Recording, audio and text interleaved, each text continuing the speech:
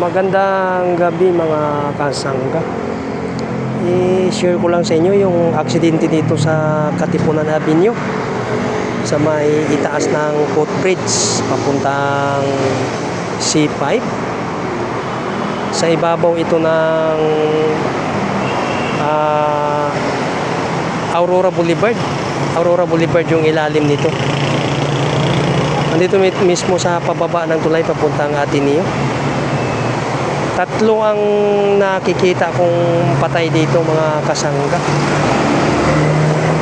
Ang dahilan nito mga kasangga ay yung malaking sasakyan nawalan daw ng preno at doon bumangga sa mga nakamotor, nakakutsi.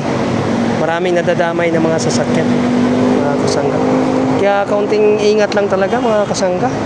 Talagang ang disgrasya talaga, di natin talaga hulaan kung kailan talaga darating sa atin.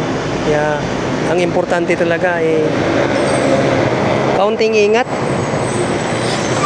Napakadelikado itong mga pangyayaring itong ganito na malaking sakyan nawawala ng preno. Talagang maraming madadamay.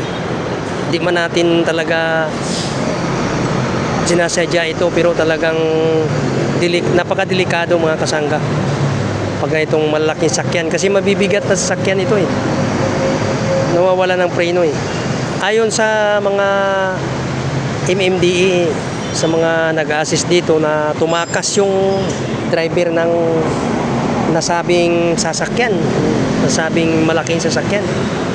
Tumakas, siguro natakot sa sobrang dami na damage, kapatay.